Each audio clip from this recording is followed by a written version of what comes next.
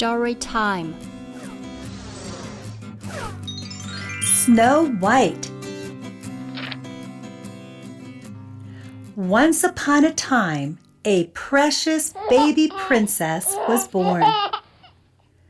"Look, my dear," said the king, "our darling daughter's skin is as soft and white as snow." "Then we shall call her Snow White," the queen replied. Sadly, the gentle queen died while Snow White was just a tiny baby.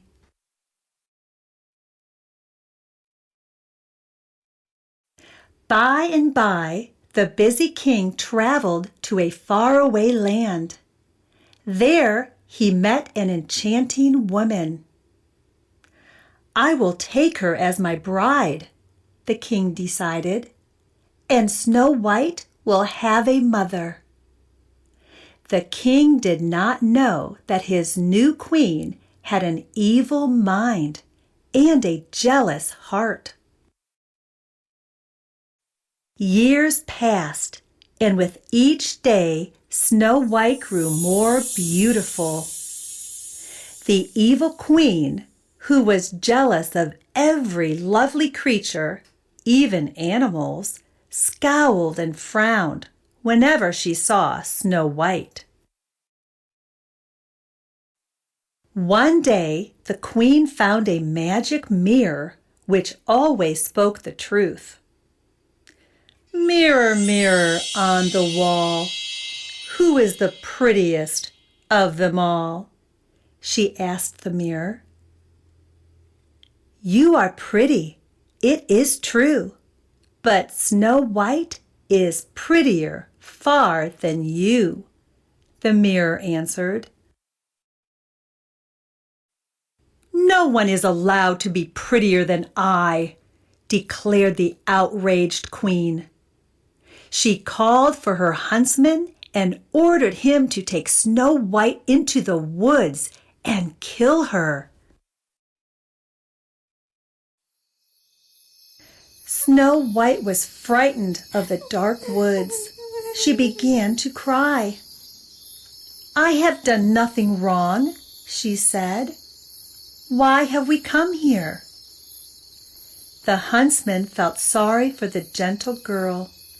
"Run far away," he advised, "and hide forever from the wicked queen." Snow White ran far into the woods. With only the light of the moon to guide her, she found a cottage. By now, Snow White was both hungry and tired, so she went inside for a bite of bread, a sip of water, and a soothing nap on one of the little beds. A few hours later, the 7 dwarfs who lived in the cottage arrived home. But Snow White was fast asleep and didn't hear them. "Who has eaten my little bread?" wondered one dwarf. "Who drank from my little cup?" asked another. "Who is this sound asleep in my little bed?" asked a third. With that, Snow White awoke. She was not at all frightened because she could see that the dwarfs were kind.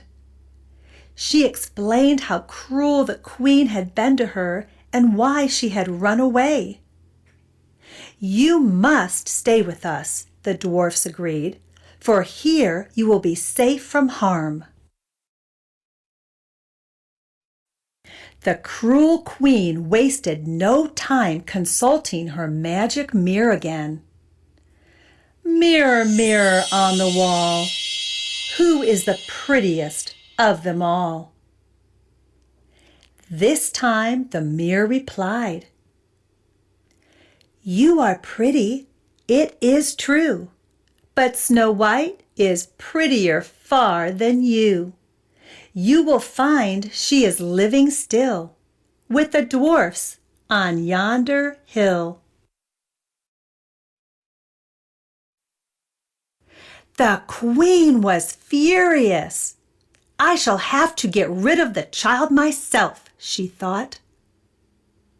The next day, the queen painted her face to look like an old woman's. She dressed in peddler clothes and went to the dwarf's cottage with a basket of lace and ribbons. "Laces for sale," called the peddler woman. "Ribbons of many colors." Snow White opened the cottage door. She looked in the basket and chose a fancy ribbon.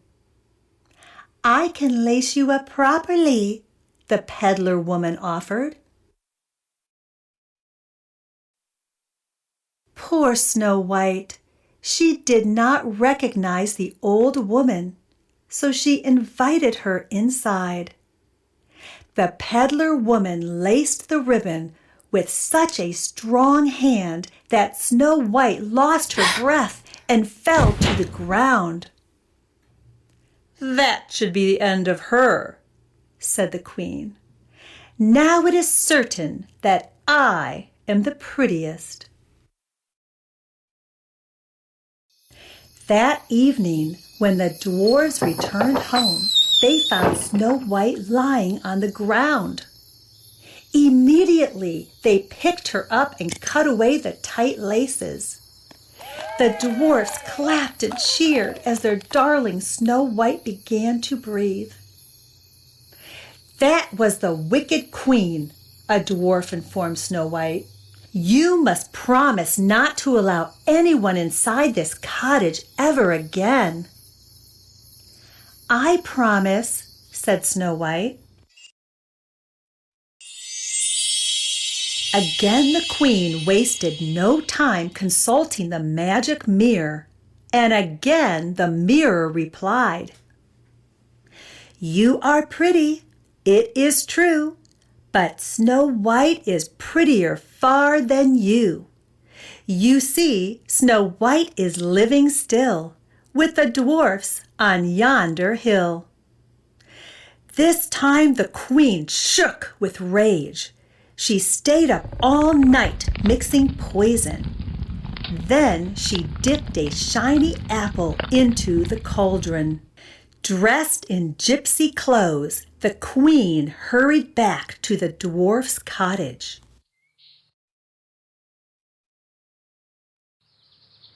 "Would you like to try one of my fine red apples?" asked the gypsy woman. "I can pass it to you through the window." "I really shouldn't," said Snow White, "but it looks so delicious." Snow White reached for the apple and took a bite. The poison worked instantly. Delicate Snow White fell down, lifeless. The queen ran back to the palace and asked her mirror, "Mirror, mirror on the wall, who is the prettiest of them all?" The mirror replied, "What I tell you must be true. There is none as pretty as you."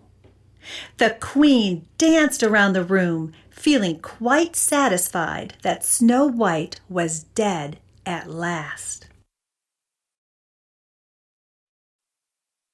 Snow White looked to be sleeping when the dwarves found her, but they knew better.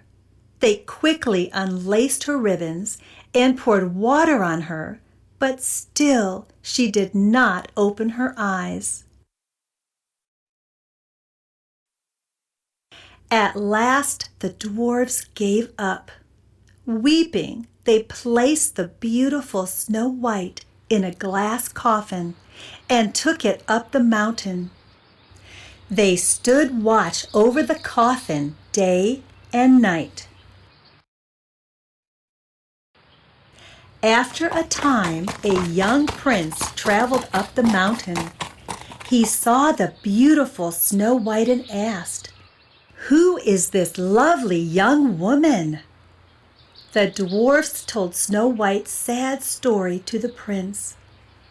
"I cannot bear to leave her," said the prince.